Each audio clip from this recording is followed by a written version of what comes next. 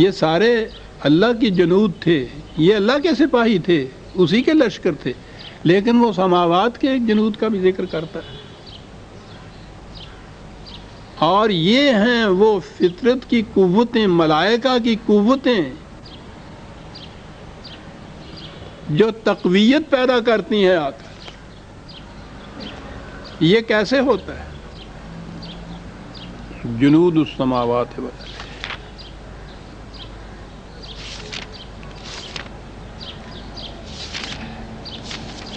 بدر کے میدان کا واقعہ قرآن کریم نے متعدد مقامات پر دہرایا ہے۔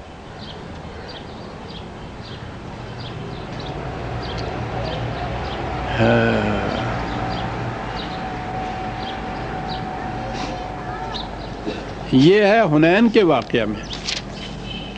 ثم انزل اللہ، حنین کا بھی جب ذکر آئے گا تو آپ دیکھیں گے بڑا سخت مارکا تھا، اور اس میں پہلے قدموں میں بڑی سخت شکست ہوئی تھی، ان کے اوپر پسپائی ہوئی تھی، ان کو بڑی ہی پریشانی کا عالم تھا۔ لیکن اس کے بعد پھر جو پلٹا لیا ہے تو ان کی یہی جو شکست تھی وہ جب فتح میں بدلی ہے، تو قرآن نے کہا ہے ثم انزل اللہ سکینتہ علی رسولہ وعلی المؤمنین وانزل جنودا لم تروها۔ یہ ہے چیز جو میں کہہ رہا تھا کہ خدا نصرت کرتا ہے ایسے لشکروں سے کہ جنہیں تم دیکھ نہیں سکتے۔ یہ دوسری جگہ ہے، یہ ہے 9/26۔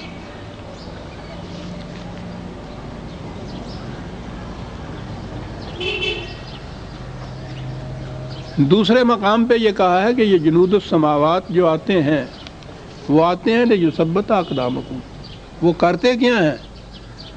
تمہارے قدموں میں استقامت پیدا کر دیتے ہیں۔ سپاہی یہی ہوتے ہیں، وہ تلواریں لے کے نہیں اوپر سے آتے، یہی سپاہی ہوتے ہیں۔ اور بڑی چیز ہے میدان جنگ میں سپاہی کے قدموں میں استقامت پیدا ہو جانا، لغزش نہ پیدا ہونا، یہی کامیابی کی دلیل ہوتی ہے۔ یہ کیا ہوتا ہے کہ جب وہاں میں آؤں گا تو پھر عرض کروں گا اس مقام پر کہ یہ استقامت اپنے ایمان کے نتائج کو جب محسوس طور پر انسان سامنے اپنے دیکھتا ہے تو اس سے وہ یقین محکم ہو جاتا ہے۔ اس سے انسان کے قدموں میں ایک استقامت آتی ہے، لغزش نہیں پیدا ہونے دیتی یہ بات کہ جس بات پہ میں یقین رکھتا تھا، جو میرے دعاوی تھے وہ سچے ہو کے سامنے آ رہے ہیں میرے، اس سے ایمان بڑھتا ہے۔ یہ کیفیت حاصل ہوتی ہے جنود السماوات جسے قرآن نے کہا ہے، ان سے ایک نفسیاتی کیفیت پیدا ہوتی ہے انسان کے اندر ان چیزوں سے، اور اس کا نتیجہ ہوتا ہے کہ اس کے قدموں میں پھر لغزش نہیں آتی۔ وَكَانَ اللَّهُ عَلِيمًا حَكِيمًا۔ اور یہ اس لیے کہ خدا کو یہ علم ہے سارا، اور پھر وہ علم کے ساتھ ایک حکمت کی چیز جو ہے، ریشنلی یہ سب کچھ وہ کرتا ہے۔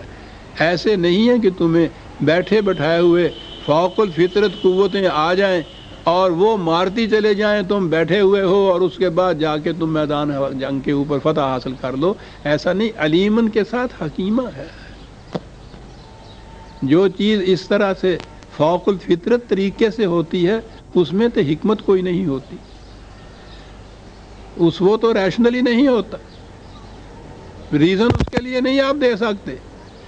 آپ نے دیکھا کس مقام پہ کیا لفظ، میں نے عرض کیا تھا کہ قرآن کے ایک ایک لفظ پہ کھڑے ہو کے سوچا کیجئے۔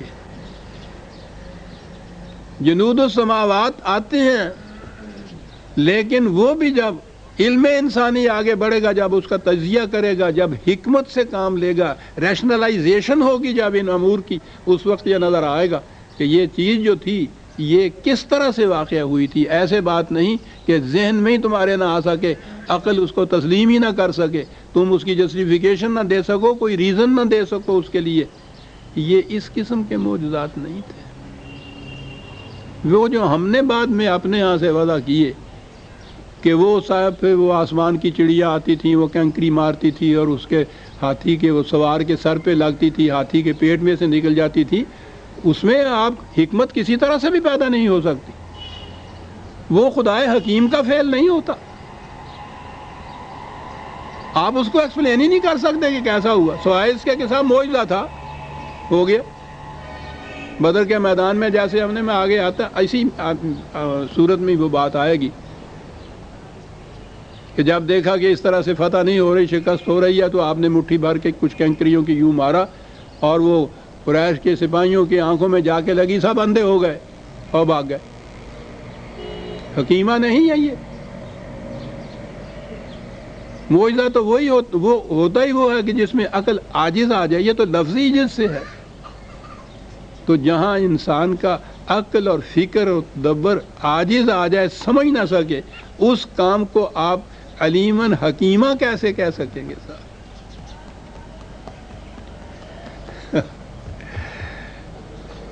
یوں ہی یہ بات کہی کہ وہ جنود السماوات بھی مدد دیتے ہیں، فوراً واضح کر دیا کہ علم انسانی جب اوپر اٹھے گا اور ان مقامات کی طرف آئے گا تو اسے پتہ چلے گا کہ یہ ساری چیزیں حکمت پر مبنی تھی۔ یہ کاہے کے لیے سارا کچھ کیا گیا، لِيُدْخِلَ الْمُؤْمِنِينَ وَالْمُؤْمِنَاتِ جَنَّاتٍ تَجْرِي مِن تَحْتِهَا الْأَنْهَارُ خَالِدِينَ فِيهَا وَيُكَفِّرَ عَنْهُمْ سَيِّئَاتِهِمْ۔ یہ سب کچھ جو کیا اس کا نتیجہ یہ تھا۔ عزیزان من، میں ہر بار یہ چیز واضح کرتا ہوں کہ مرنے کے بعد کی جنت اور وہاں کا دوزخ، اس پہ ہمارا ایمان ہے، لیکن قرآن نے جو کچھ کہا ہے اس میں جنت یہیں سے شروع ہو جاتی ہے، جہنم یہیں سے شروع ہوتا ہے۔ جنت کا تو باہر ہمیں پتہ نہیں ہے، ہم ایسے سعادت مند ہیں ہی نہیں کہ ہمیں پتہ چلے یہاں سے شروع ہوتا ہے۔ جہنم کا تو پتہ ہے نا جہاں سے شروع ہوتا ہے، جلتے ہو نا، بھونتے ہو نا، چیختے ہو، چلاتے ہو۔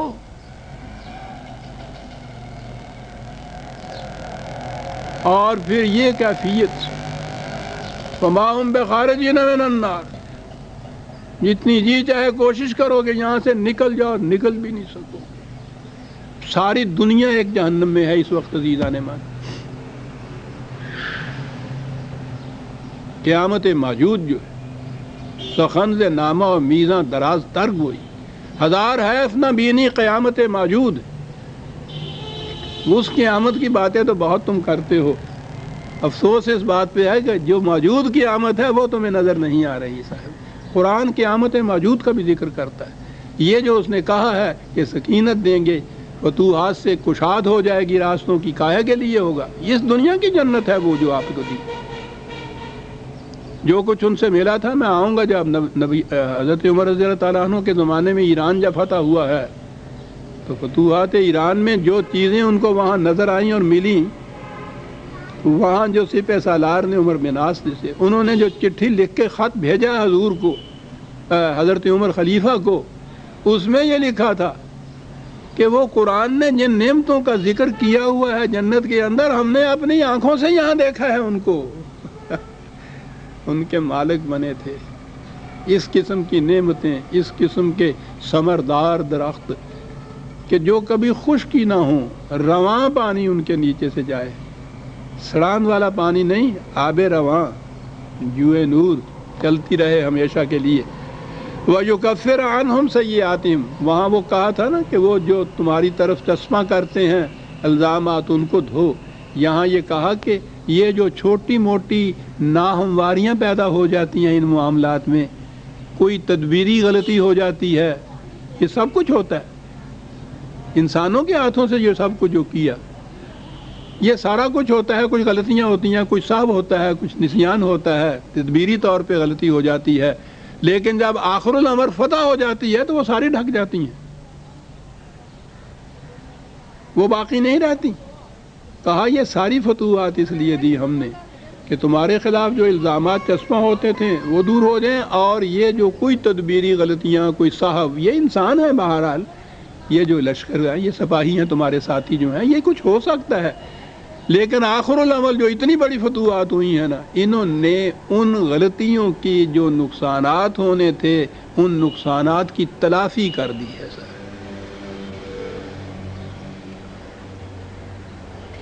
اب یہ بھی نہ معلوم ہو گیا ہمیں کہ نقصان کی تلافی کیسے ہوتی